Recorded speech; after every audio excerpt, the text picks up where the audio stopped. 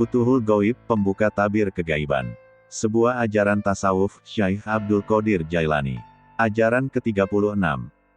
Jadikanlah hidup setelah mati itu sebagai uang modal kamu dan hidup di dunia ini sebagai keuntungannya. Pergunakanlah waktumu, pertama-tama, untuk hidup setelah mati. Jika ada waktu yang lebih, maka pergunakanlah waktu itu untuk kehidupan duniamu. Janganlah kamu menggunakan hidupmu di dunia ini sebagai uang modal dan hidup setelah mati sebagai keuntungan, di mana kamu memanfaatkan waktu lebihmu itu untuk hidup setelah mati, di samping menunaikan salat 5 waktu, seakan-akan mengubah semuanya di dalam satu gerakan, memasukkan bagian-bagiannya dan merusakkan susunannya, tanpa ruku dan sujud serta tanpa tumaninah, atau apabila kamu merasa penat dan letih, kamu tidur dengan membiarkan segalanya tidak terpelihara, seperti mayat di waktu malam yang pada siang harinya memuaskan nafsu kebinatangannya dan nafsu iblisnya. Jangan pula kamu menjual akhiratmu untuk duniamu dan kamu menjadi hamba nafsu kebinatanganmu. Kamu diperintahkan untuk menguasai hawa nafsu kamu dan membawa diri kamu ke jalan yang lurus dan benar. Tetapi kamu membiarkan diri kamu dikuasai hawa nafsu iblis, sehingga merugilah kamu di dunia ini dan di akhirat kelak kamu akan diazab dengan api neraka. Di hari perhitungan kelak, kamu akan menjadi orang yang paling miskin dan paling merugi serta segala apa yang kamu kumpulkan untuk duniamu hilang lenyap dari sisimu. Maka benar-benar kamu menjadi orang yang merugi. Sebaliknya jika kamu mengikuti jalan akhirat dan menjadikannya sebagai uang modal, maka kamu akan beruntung di dunia dan di akhirat, serta apa yang ditakdirkan untuk kamu di dunia ini akan datang kepadamu dan kamu mendapatkan keselamatan dan dihormati. Nabi pernah bersabda, sesungguhnya Allah akan memberi keselamatan kepadamu dalam kehidupan duniamu, jika kamu menunjukkan niatmu di akhirat. Tapi, keselamatan akhirat tidak akan diberikan, jika niatmu kamu tujukan ke kehidupan dunia. Niat yang ditujukan ke akhirat itu adalah ketaatan kepada Tuhan, karena niat itu ialah jiwa ibadah. Oleh karena itu, apabila kamu taat kepada Allah dan mengharapkan akhirat, maka kamu akan menjadi orang yang dipilih oleh Allah dan masuk ke dalam golongan orang-orang yang taat dan cinta kepada Allah serta kehidupan akhirat akan kamu dapati, yaitu surga dan kedekatan kepada Allah. Kemudian, dunia ini akan mengabdi kepadamu dan segala sesuatu yang telah ditentukan untuk kamu, pasti akan kamu terima sepenuhnya, karena segala sesuatu itu tunduk kepada Allah yang Maha menguasai segalanya. Jika kamu terlena dan tenggelam di dalam kehidupan dunia dan tidak lagi mau memperhatikan kehidupan akhiratmu, maka Tuhan akan murka kepada kamu. Kamu tidak akan mendapatkan akhirat dan dunia tidak akan takluk kepadamu. Kamu merasakan kesulitan di dalam mendapatkan bagian-bagian yang telah ditentukan untukmu, karena Allah murka kepadamu, sedangkan semua yang tersebut itu sebenarnya adalah kepunyaan Allah belaka. Barang siapa mendurhakai Allah, maka Allah akan menghinakannya. Nabi Muhammad SAW bersabda, dunia dan akhirat itu bagaikan sepasang suami istri. Jika kamu melayani salah seorang saja di antara keduanya, maka yang lainnya akan marah kepadamu. Allah SWT berfirman, di antara kamu ada orang yang menghendaki dunia dan di antara kamu ada yang menghendaki akhirat, Qs 3:152. Orang yang menghendaki dunia saja disebut ahli dunia dan orang yang menghendaki akhirat disebut ahli akhirat. Perhatikanlah diri kamu, termasuk golongan manakah kamu. Dalam dunia ini, ke dalam golongan manakah di antara dua ahli itu kamu ingin termasuk.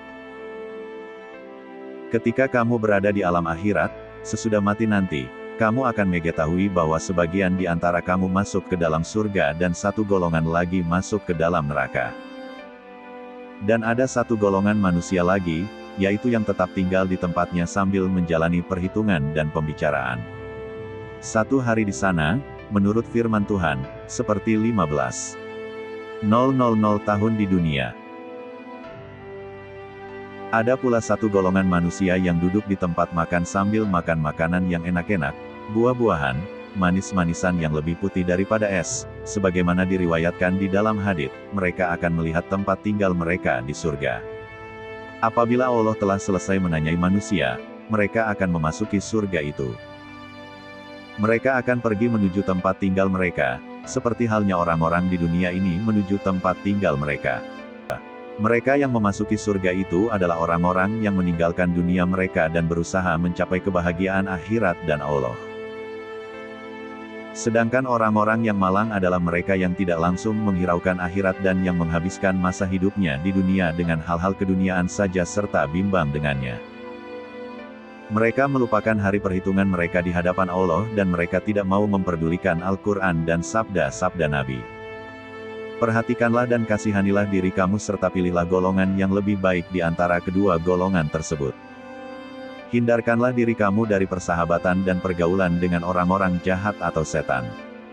Ikutilah Al-Quran dan Sunnah Nabi. Perhatikan, pikirkan dan amalkanlah keduanya. Janganlah kamu terpengaruh oleh kata-kata kosong dan ketamakan.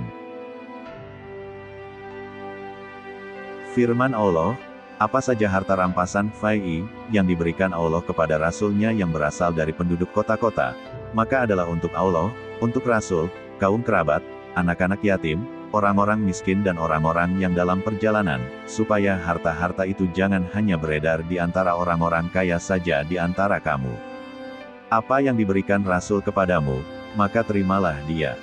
Dan apa yang dilarangnya bagimu, maka tinggalkanlah, dan bertakwalah kepada Allah. Sesungguhnya Allah sangat keras hukumannya. QS 59/7. Janganlah kamu menentang Nabi dan jangan pula kamu mengubah peraturan dengan berpura-pura pandai, baik dalam perbuatan kamu maupun di dalam beribadah.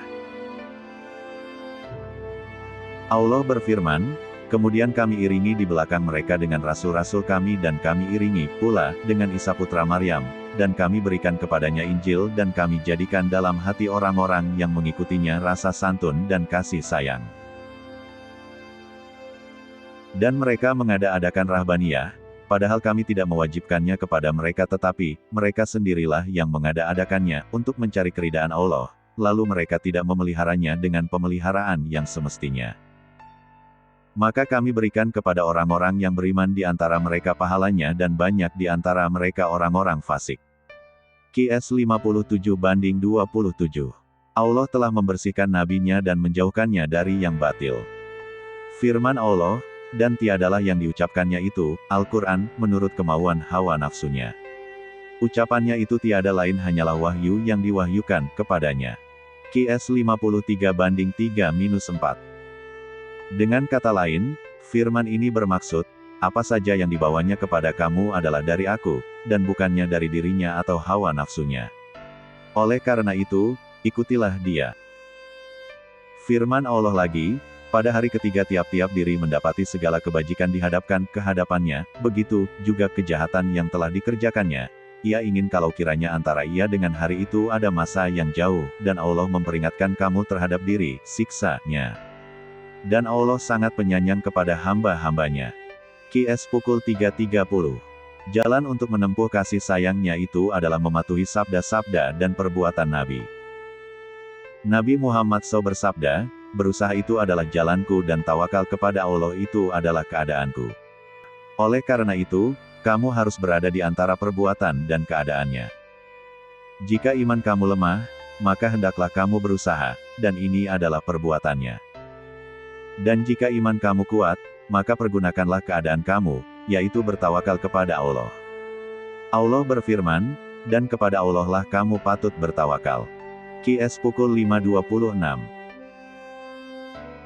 Allah juga berfirman, dan barang siapa yang bertawakal kepada Allah, niscaya Allah akan mencukupkan keperluan-Nya. QS 56-3. Selanjutnya Allah berfirman, dan sungguh jika kamu meninggal atau gugur, tentulah kepada Allah saja kamu dikumpulkan.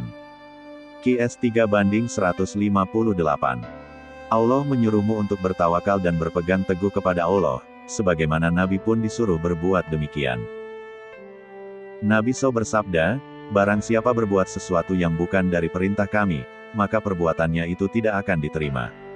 Hal ini mencakup kehidupan, perbuatan dan perkataan. Kita tidak mempunyai nabi lagi selain beliau yang harus kita ikuti dan tidak ada kitab selain Al-Quran yang harus kita patuhi. Oleh karena itu, janganlah kamu melanggar keduanya.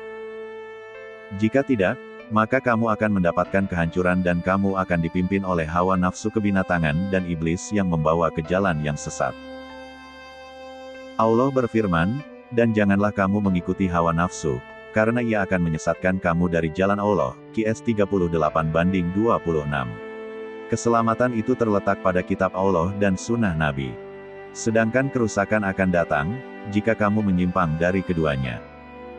Dengan Al-Quran dan sunnah Nabi itulah maka si hamba dapat naik ke derajat wilayah, badaliyat dan gautsiyat. Bersambung ajaran ke-37.